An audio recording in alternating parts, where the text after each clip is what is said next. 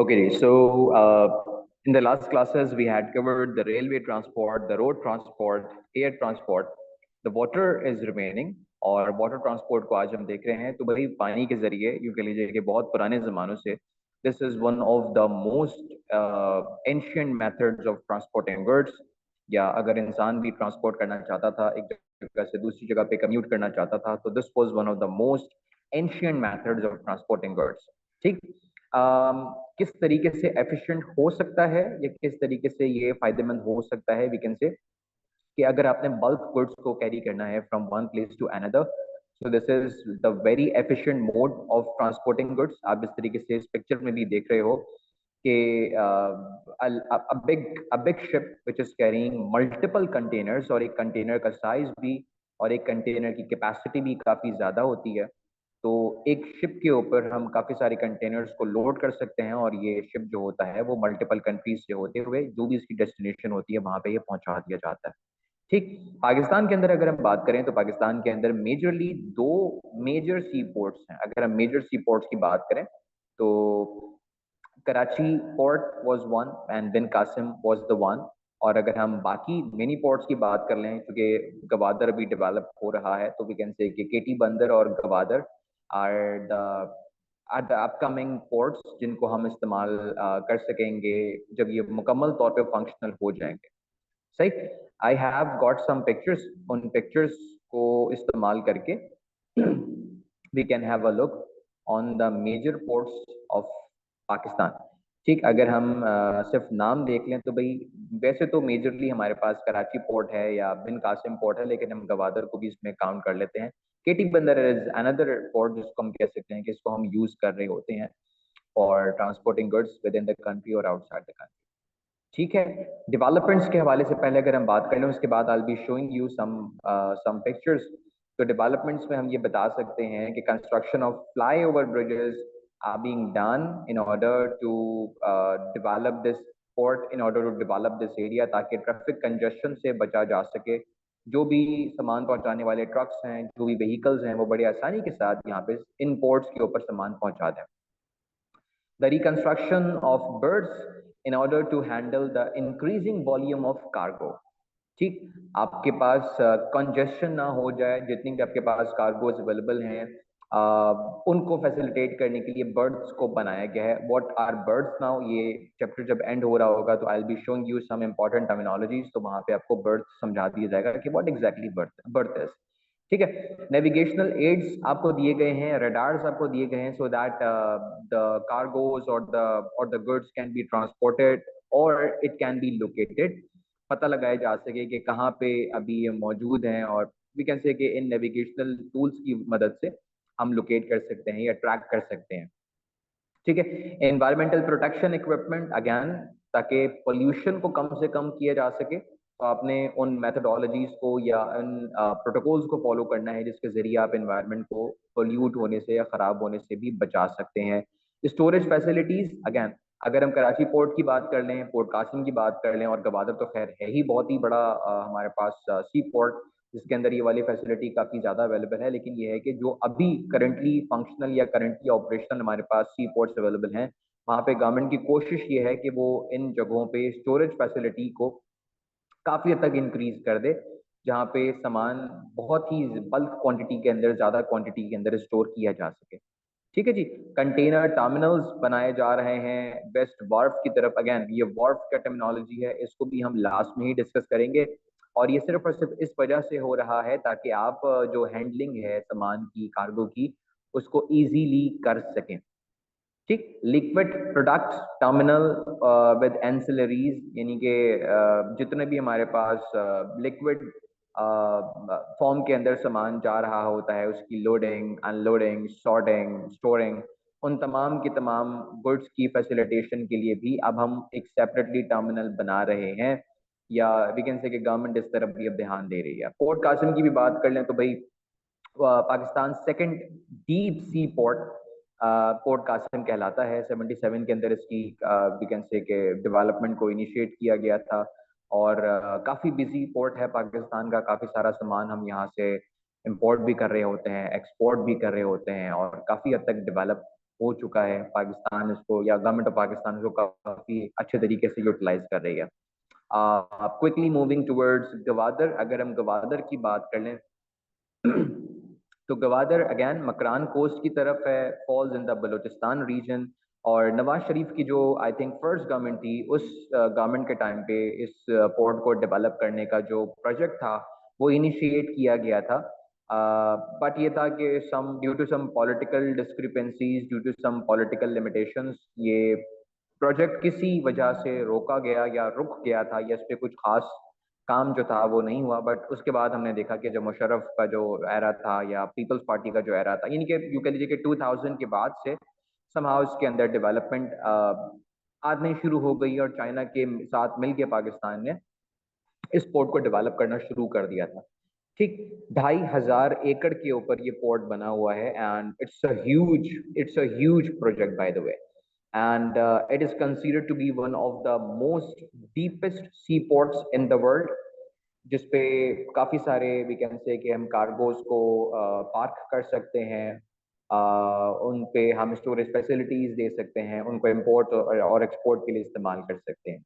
Interestingly Pakistan के पास जितने भी पोर्ट्स हैं सारे के सारे वार्म वाटर्स के ऊपर अवेलेबल हैं, तो किसी भी तरीके से हमें कोई प्रॉब्लम का सामना नहीं करना पड़ता इन द स्पेसिफिक सीजन्स।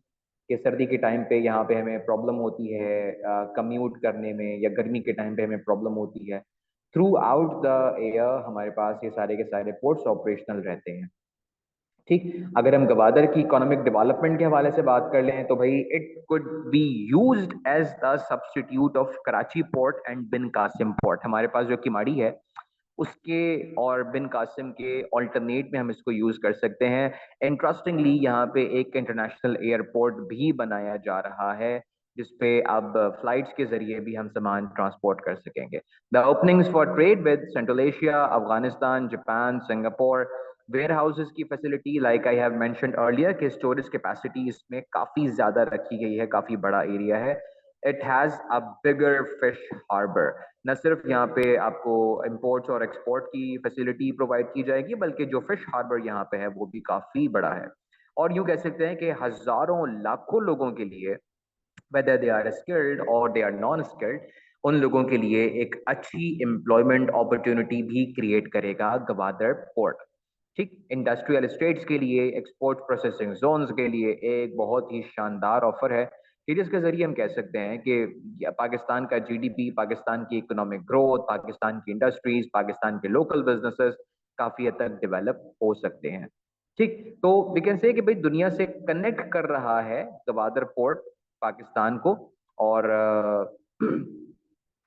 इसकी वजह से वी कैन से कि पाकिस्तान के इकोनॉमिक और सोशल हालात में, दोनों में काफी हद तक बेहतरी आने के चांसेस हैं। ठीक, let's move towards the pictures जो कि हमने uh, इस पर्टिकुलर पोर्ट को देखने के लिए या समझने के लिए निकाली हैं। सबसे पहले let's have a look on Keamari airport, sorry Keamari Keamari sea port. जरा सा जस्ट फॉर द सेक कि भाई बहुत सारे लोगों ने हो सकता है कि ना देखा हो, और एक एक ओवरव्यू हो जाएगा, एक थोड़ा सा पता लग जाएगा कि how exactly sea ports look like, कितने बिजी होते हैं, कितना इनमें सामान एक जगह से दूसरी जगह पे ट्रांसपोर्ट किया जा रहा होता है। So here we go with the Keamari airport. ये आप अपनी स्क्रीन पे जो तस्वीर देख रहे हो ये एक किमाड़ी एयरपोर्ट की पिक्चर है। द सीन और we can see the picture which has been taken in the evening time. ये ब्रिज है, इस ब्रिज के ऊपर तमाम की तमाम व्हीकल्स मूव कर रही हैं। हियर वी कैन सी ये वो एरिया होगा जो कि आप अगर पोर्ट ग्रैंड की तरफ जाएं आपको वहां से दिखाई दे सकता है, वहां से थोड़ा सा आप आगे जाके इसको चेकआउट कर सकते हो। ठीक है, सो दिस इज वन। अगर हम बाकी पिक्चर्स की तरफ ध्यान दें, so let me just open it for you, just give me a minute. Okay, there we go again the another picture or another view of Keamari port. थोड़ा सा ये क्लोजअप अब लिया गया है, आपको क्लोजली दिखाया गया है। कुछ इस तरह से टर्मिनल्स दिखाई देते हैं, containers are mentioned over here, huge buildings, machines and we can say कि ships and boats all around. और ये तो खैर एक पिक्चर है, let's have a look on the other one. Oh my God, this is beautiful. This is none other than Gwadar. How beautiful this port is. Beautiful sea and the land, उस पे buildings हैं. इस तरफ हमारे पास जब ये operational मुकम्मल तौर पे हो जाएगा तो वी कैन से कि कंटेनर्स होंगे, बोट्स यहाँ पे आके पार्क हुआ करेंगी और the road is going from here to there. Beautiful picture and a beautiful view. ठीक है, Gwadar sea port. Another picture of Gwadar. Maybe कि ये प्रोजेक्शन है कि इस तरीके से गवादर पोर्ट जो है वो काम कर रहा होगा. Beautiful picture once again. Containers, all the busyness of Gwadar seaport can be seen in this particular picture. सही है. Let's have a look to bin Qasim. This is bin Qasim port. यहाँ पे हम देख सकते हैं कि टर्मिनल्स, एयर बोट्स यहाँ पे आ रही आएंगी. All the containers are here. यही कंटेनर्स या तो इंपोर्ट होंगे या फिर ये एक्सपोर्ट होंगे. And the aerial view of Bin Qasim sea port. This is a small picture again. Bin Qasim port in Karachi. भाई this is how the sea ports exactly look like. और हम ये कह सकते हैं कि सी पोर्ट्स को डेवलप करने से समहाउ किसी भी कंट्री की इकोनॉमी के अंदर काफी हद तक पॉजिटिव इम्पैक्ट पड़ता है और उस कंट्री के लोगों को भी फायदा होता है, वहाँ की गवर्नमेंट को भी फायदा होता है. ठीक. तो ट्रांसपोर्टेशन वाला जो पार्ट था this is somehow done. Now let's quickly move और let's quickly jump to the part जिसपे हम डिस्कस कर रहे होंगे regarding the telecommunication, or we can say the communication which has been included in your chapter. Communication सबसे पहले अगर हम देख लें भाई द एक्सचेंज ऑफ मैसेजेस, उसको हम क्लियरली कम्युनिकेशन कहते हैं. टॉकिंग अबाउट टेली कम्युनिकेशन, तो ये टेली कम्युनिकेशन का जो वर्ड आ गया इसके अंदर आप कह सकते हो the electronic exchange of information. ठीक है. How this electronic exchange of information is going to be done with the help of telephone calls, by sending messages, text messages, picture messages, or by sending videos. तो बड़ा common है आज के ज़माने में. तो यह है कि टेली कम्युनिकेशन के ज़रिए दुनिया भर में काफ़ी हद तक इम्प्रूवमेंट आ गई है. काफ़ी हद तक कारोबार करना आसान हो गया है, एक दूसरे से रब्ता करना आसान हो गया है. इंफॉर्मेशन टेक्नोलॉजी, देखिए ये सब बेसिक बातें इसलिए यहाँ पे ऐड की गई हैं क्योंकि आपके कोर्स में, आपके बुक में ये सब की सब चीज़ें ऐड की हुई हैं. So we will be like reading और we will be just having a quick overview of all these things. IT, it's the use of hardware, software, services, or different machines in order to support the infrastructure to manage and deliver information. ठीक है, purpose यही है कि आप information को properly deliver करना है और उसको मैनेज करना है from one source to another. ठीक है. एडवांटेजेस हम कह सकते हैं कि भाई आज के ज़माने में कम्युनिकेशन करना, डेटा को ट्रांसफ़र करना, इंफॉर्मेशन को स्प्रेड करना काफ़ी आसान हो गया है, एफिशिएंट हो गया है और सस्ता भी हो गया है. ठीक है. It is creating so many jobs as well. It has reduced the human burden as well. And it has globalise the businesses. आज के ज़माने में हम पाकिस्तान में बैठ के या किसी भी छोटे से कंट्री में, किसी भी छोटे से इलाके में, किसी भी छोटे से घर में बैठ के पूरी की पूरी दुनिया के साथ कनेक्टेड हो जाते हैं. And it has also minimised the cost as well. ठीक है. यहाँ पे हम यूँ कह लीजिए कि भाई पाकिस्तान के अंदर जितनी भी IT या टेली कम्युनिकेशन के मोड्स यूज़ हो रहे हैं उनसे हमें ये कुछ फ़ायदे मिल रहे हैं. और IT का इस्तेमाल या टेली कम्युनिकेशन का इस्तेमाल कहाँ कहाँ पे हो रहा है, हमें हर सेक्टर में तकरीबन इसका इस्तेमाल होते हुए दिखाई दे रहा है.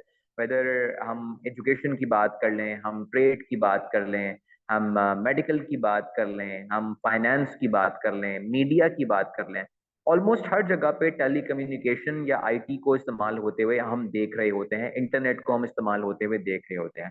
ठीक है, वेरी बेसिक थिंग, लेकिन यह है कि ये सब बातें इस चैप्टर का पार्ट हैं तो हमें डिस्कस करनी पड़ रही है. In the next class or probably in the next video, I have a worksheet regarding this chapter. आप अपनी screens पे देख रहे हो, इस worksheet के अंदर कुछ questions हैं. In the coming videos or in the coming classes, inshallah, we will be solving these questions which is related to chapter number 11. हम इन तमाम के तमाम questions को solve कर रहे होंगे और I will be explaining you कि how are we supposed to write the answers of all these questions. Multiple questions हैं. और फिलहाल तो हम चैप्टर 11 के ही सॉल्व करेंगे, यानी कि ट्रांसपोर्ट एंड टेलीकम्युनिकेशन।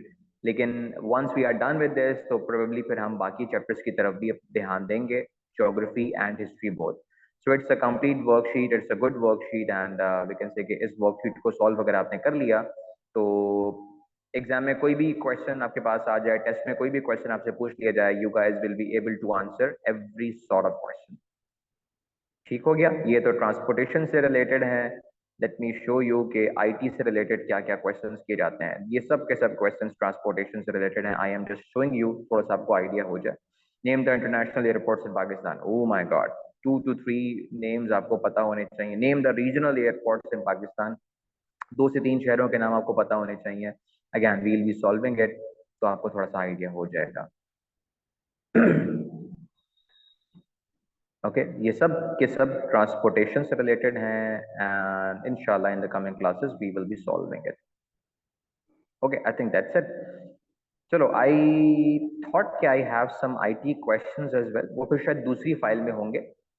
चलिए, नॉट टू वरी, हम आईटी से रिलेटेड भी कुछ क्वेश्चंस होंगे तो उनको भी सॉल्व करेंगे, और इसको भी हम सॉल्व करेंगे। तो आज के लिए फिलहाल इतना ही। हम इंशाल्लाह नेक्स्ट क्लास में और नेक्स्ट वीडियो में आपके साथ फिर आएंगे। अंटिल नेक्स्ट टाइम, अपना बहुत ख्याल रखिएगा। अल्लाह हाफिज।